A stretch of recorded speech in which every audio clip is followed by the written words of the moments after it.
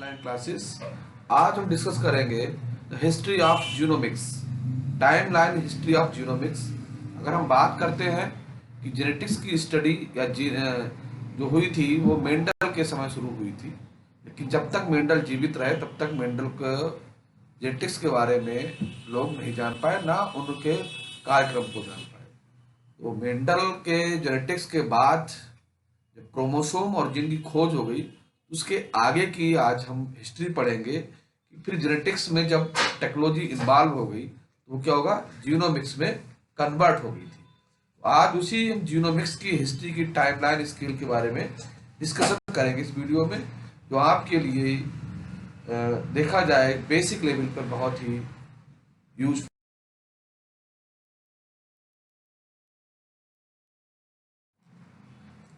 Timeline depicting the key event, the history of genomics and genetic research along those in popular culture, from the discovery of DNA and the election of Roosevelt, right through the whole genomic sequencing and Mary winning Wimbledon for the first time.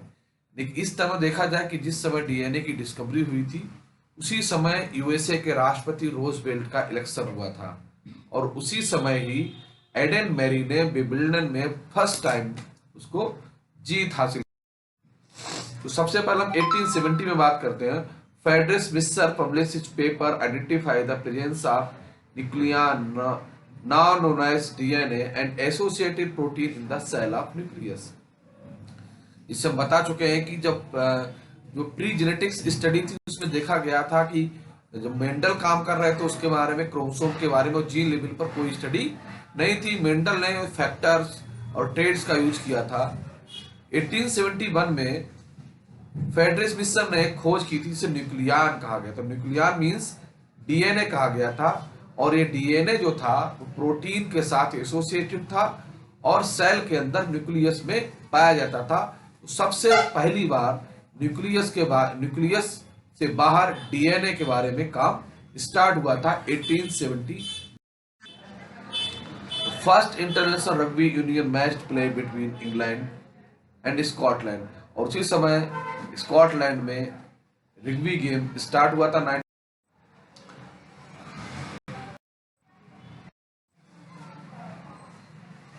और इसी समय फ्रैंकलिस्टीन की जो है एक version first horror movie जो थी वो रिलीज हुई थी 1950।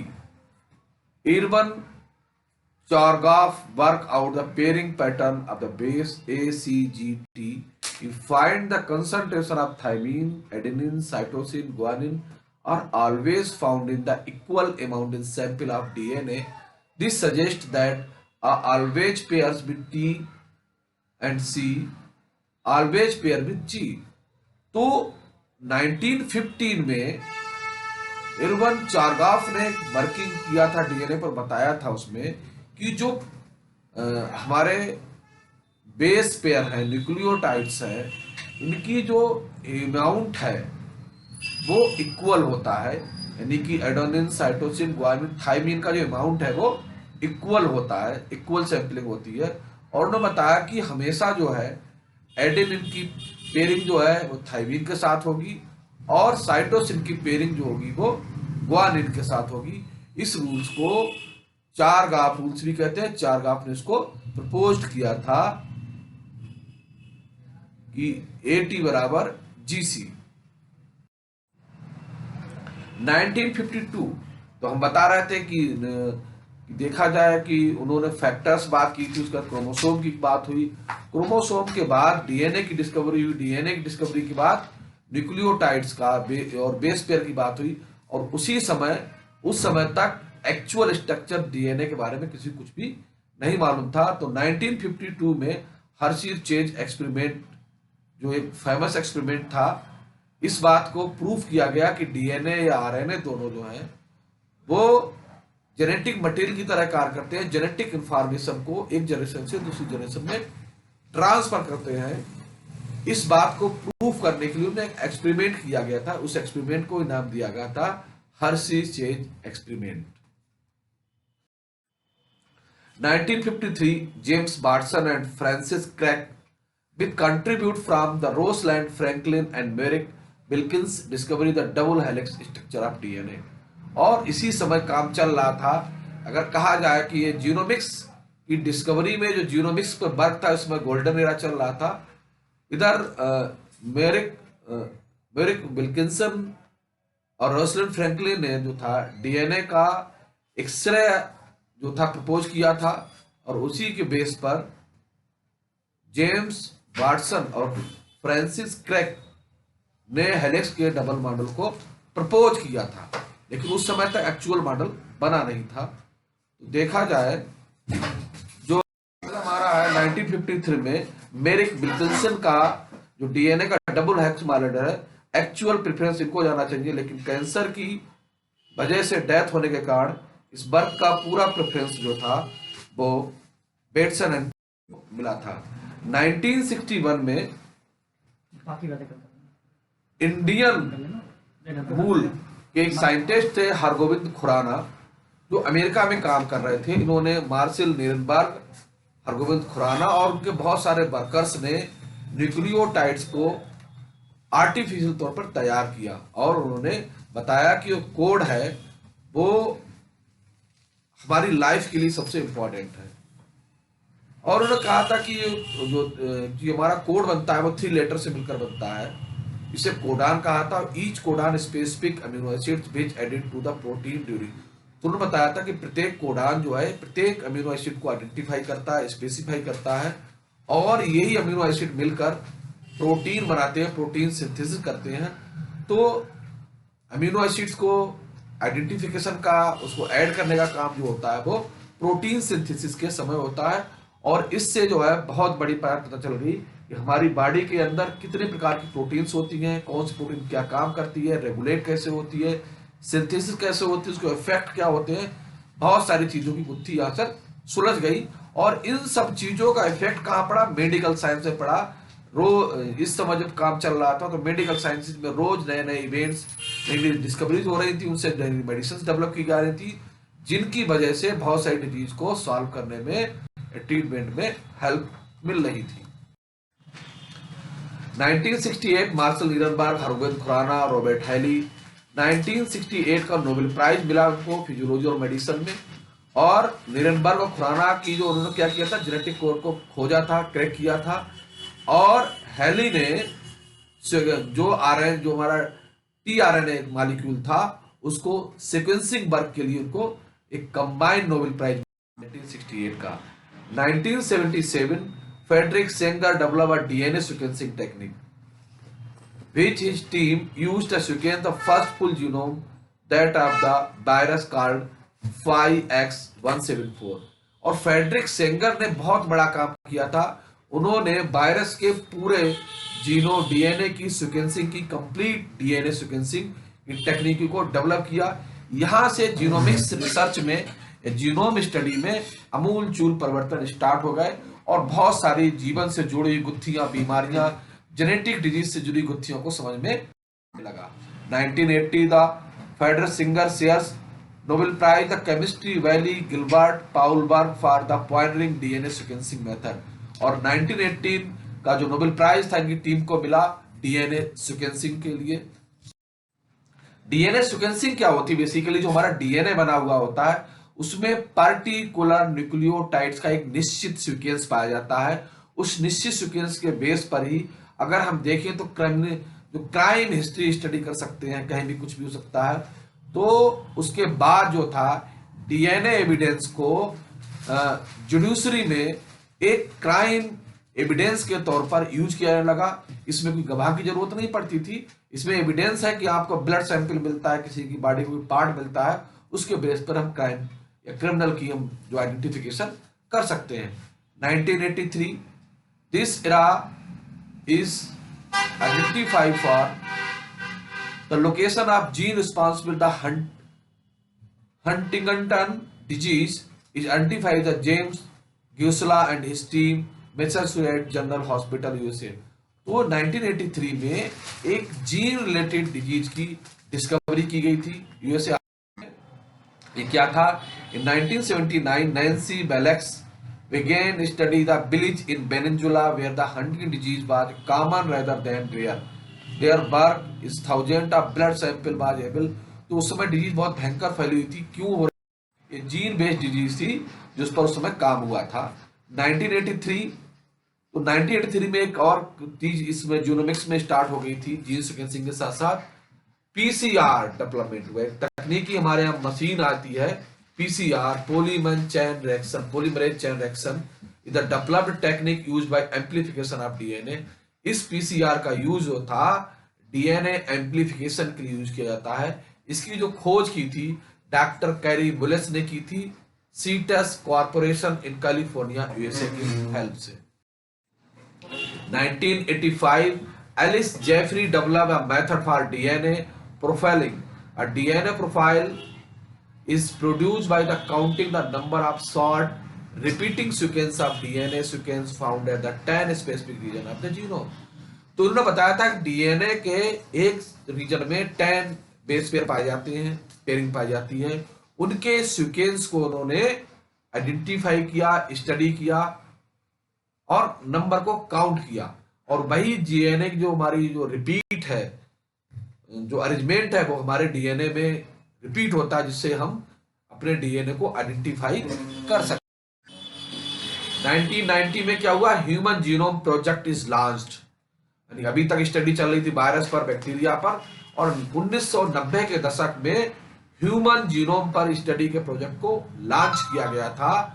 तो इसमें जो project human genome project launch किया गया था, इसमें 3 बिलियन लेटर्स को और 15 साल में इस ह्यूमन के जीनोम की जो डीएनए की स्टडी की गई, और जो ह्यूमन के जीनोम की स्टडी की, ह्यूमन के जीनोम को खोला गया कि किस तरीके डीएनए सीक्वेंसिंग होती है ह्यूमन की है, और उसके आधार पर ह्यूमन रेसिस को आइडेंटिफाई किया गया। ब्रिटिश रेस, इंडियन रेस, किस तरीके से आइडेंटिफाई किया कि कौन सी कास्ट या किस रेस के ह्यूमंस के अंदर क्या डिफरेंशिएशन पाया जाता है। और अभी पिछला जो हमारा मिला है वो भी ह्यूमन रेस के डीएनए की आइडेंटिफिकेशन के तौर पर ही अभी हमारा 2021 और 22 का जो नोबेल प्राइज दिया गया था 1992। इसमें क्या हुआ था? American British team the scientist reveal technique for the testing embryo whole still the bomb for the genetic genes with the क्रिस्ट फाइब्रोसिस एंड हीमोफीलिया। और 1992 में एक बहुत बड़ी सफलता मिली थी। अमेरिकन और ब्रिटिश साइंटिस्ट की टीम ने एम्ब्रियो कंडीशन में ही पता लगाने की कोशिश की गई थी, ये पता लगा सकते हैं कि इसमें जो एम्ब्रियो से जो जाइगोट डेवलप होगा, जो प्रोजेनी डेवलप होगी, उसमें सिस्टोसिस और फाइब्रोसिस या हीमोफीलिया जैसी डिजीज होगी या नहीं होगी। इसकी स्टडी जो 1992 में बहुत बड़ी सफलता जो है ब्रिटिश और अमेरिकन साइंटिस्ट प्राप्त हुई थी। 1993 में सेंगर सेंटर कैम्ब्रिज के पास में ओपन फ्रेडरिक सेंगर ने किया था। इसका सीन देख सकते हैं, कितना बड़ा रिसर्च सेंटर खोला गया था जो पूरी तरीके से जीनोम रिसर्च के लिए डिवोटेड है। 1995 the first bacterium genome sequencing completed. 1995 में सबसे पहला हेमोफिलस इन्फ्लुएंजा वायरस की जीनोमिक स्टडी की गई थी। इसके डीएनए की जो जीन सीक्वेंसिंग को किया गया था सबसे पहले इसमें। और 1996 में ईस्ट के डीएनए को कंप्लीट किया गया था, जीन सीक्वेंसिंग की गई था। International team complete sequencing the genome yeast Saccharomyces cerevisiae की स्टडी। देखा जाए जितना अमेरिका और इंग्लैंड में हुआ। 1999 chromosome 22 is the first human chromosome be sequenced as the part of human genome programme. 1999 तक ह्यूमन के 22 क्रोमोसोम को सीक्वेंसिंग कर लिया गया, आइडेंटिफाई करी और स्टडीज के किया गया था। इस कार्य को ह्यूमन जीनोम प्रोजेक्ट के द्वारा किया गया था, इंसेम्बल जीनोम बाउसरलैंड। और उसी समय 99 में इस इंसेम्बल जीनोम बाउसर को लॉन्च किया गया था। 99 में 2000 the full genome sequence of the model organism is completed. और 2000 में जो हमारी फ्रूट फ्लाई थी उसके जीन के, उसके डीएनए को सीक्वेंसिंग किया गया। उससे पता चला बहुत सारी चीज कैसे स्टडी की जाती है। 2001 में university of California Santa Cruz launch the UCSC genome browser को लॉन्च किया गया था। 2002 the mouse is the first mammal to have the full genome sequence completed. और 2002 में मैमल में माउस मीन्स चूहे का पहला जीनोम जो था जीन सीक्वेंसिंग को कंप्लीट किया गया था। Project is carried out by the international mouse genome sequencing consortium. The mouse genome is 14% smaller than the human, यानी कि ह्यूमन जीनोम की अपेक्षा माउस का जीनोम जो होता है वो 14% छोटा होता है। But over 95% of the mouse genome is similar to our, लेकिन 95% जो होता है ह्यूमन जीनोम और चूहे का जीनोम सिमिलर होता है। इस बात को 2000 देखा गया था। 2002 में ही the international HapMap project is launched. यानी अगर बात की जाए तो इसमें बड़ा अच्छा क्वेश्चन बनता है कि हैप मैप प्रोजेक्ट कब लॉन्च किया गया, तो हैप मैप प्रोजेक्ट को 2002 में लॉन्च किया गया था, which aims to produce a catalog of common human genetic variations and where the fund of the genome of parasite Plasmodium falciparum which causes malaria in human is completed। और 2002 में ही malaria को पैदा करने वाले मच्छर यानी प्लाज्मोडियम फैल्सीफेरम के genome को कंप्लीट किया गया और इसकी स्टडी को कंप्लीट किया गया इसी प्रोजेक्ट के तहत। 2003 धीरे धीरे समय के साथ साथ टेक्नोलॉजी के साथ साथ बहुत सारे इंस्ट्रूमेंट्स डेवलप हो गए थे जो हमारे ह्यूमन जीनोम प्रोजेक्ट या डीएनए स्टडी में हेल्पफुल हुए थे। 2003 जो जाना जाता है human genome project is completed and confirm the human approximate 20,000 to 25 gene, यानी कि 2003 में पता चल गया था कि ह्यूमन के अंदर 25,000 जीन्स पाए जाते हैं। The human genome is sequenced 99% accuracy 2 years ahead schedule, और 2 साल के अंदर ह्यूमन का 99.9% जीनोम को स्टडी किया गया और देखा गया और उसको सीक्वेंसिंग इसमें की गई। इसमें बैंड्स देख सकते हैं किस तरीके की गई। Encoded project launch the national human genome research institute aims to identify the character all the genes of human genomes। 2004 the high quality draft the rat genome is published। 2004 में जो रैट का जीनोम था उसको publish किया गया था। The genome is smaller than the human genome but larger than the mouse genome. तो उन्होंने उसको जो था इसको किया था। 2005 HapMap human genetic report publish in Nature. 2005 में ह्यूमन की जीनोम की सीक्वेंसिंग को नेचर नामक मैगजीन और जर्नल्स में पब्लिश किया गया था, और उसी समय 2005 में ही चिंपैंजी जीनोम को कंप्लीट कर लिया गया था। 2007 a new DNA sequencing technology introduced that increased DNA sequencing output 70-fold in the 1 year। और 2007 में बहुत सारे इंस्ट्रूमेंट्स डेवलप हो गए और डीएनए सीक्वेंसिंग टेक्निक को डेवलप किया गया। 2008 1000 genomes project launched the first project that aimed to sequence the whole genome a large number of pupils। और 2000 में 1000 जीनोम प्रोजेक्ट को लॉन्च किया गया और इसमें लगभग 2500 लोगों के जीनोम को जीन सीक्वेंसिंग स्टडी किया गया था। The next generation sequencing platform result in the dramatic drop in the sequencing cost. और धीरे धीरे जैसे जैसे टेक्निक डेवलप हो गई हमारी जीन सीक्वेंसिंग की कम होती चलेगी। 2009 the first compressive analysis of cancer genome is published including lung cancer and malignant melanoma. और 2009 में सबसे पहले जो हमारे लंग्स के अंदर होने वाले कैंसर को रिपोर्ट किया गया, उसको स्टडी किया गया और बताया गया कि कैंसर जो है वो मेलानोमा सेल्स के मैलिग्नेंट गंदी सेल्स के कारण होता है। 2010 में welcome to test launch UK 10K the aim to compare genome of 4000 healthy people. और उस समय 2010 में जो था 4000 लोगों की जीन सीक्वेंसिंग को कंपैरेटिव स्टडी के तौर पर देखा गया और 6000 लोगों में देखा गया सस्पेक्टेड जेनेटिक डिजीज, यानी जो जेनेटिक डिजीज है उनको सस्पेक्टेड पाया गया। तो ये कार्य जो था जीन सीक्वेंसिंग की कंपैरेटिव स्टडी के नोटिफाई किया गया। 2010 में ही 1000 genome project publish in the pilot paper in the Nature Netherland genome publish Nature. और 2010 में ही नीदरलैंड में पाए जाने वाले मनुष्य के जीनोम को किया गया। 2012 the study publish 30 research paper describing the active regions of human genome including confirmation that the human genome contains 20,687 protein coding. तो 20,687 प्रोटीन कोडिंग जीन्स को डिकोडेड किया गया और उनसे स्टडी को पब्लिश किया गया। 2013 USA supreme court rules the naturally occurring DNA can not be patent. USA के सुप्रीम कोर्ट ने कहा कि हम जो डीएनए सीक्वेंसिंग हो रही है, जो नेचुरल वर्क हो रहा है, नेचुरल डीएनए सीक्वेंसिंग को हम पेटेंट नहीं करा सकते। 2013 में ही जेब्रेस जीनोम को कंप्लीट किया। 2018 100 kb genomes project the completed sequencing 1 lakh genomes from the patients affected by the rare disease of cancer.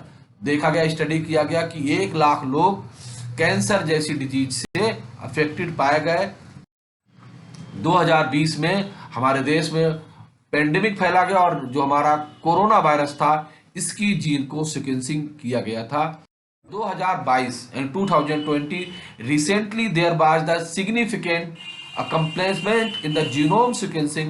The T2T telomere to telomere consortium announced in the late March 2020 that had generated the first complete gapless sequencing of human genome. तो इसमें जो project launch किया गया 2022 में, ये जो study करेगा इसमें गैपलेस कंप्लीट ह्यूमन जीनोम की स्टडी के लिए इस प्रोजेक्ट को लॉन्च किया गया था।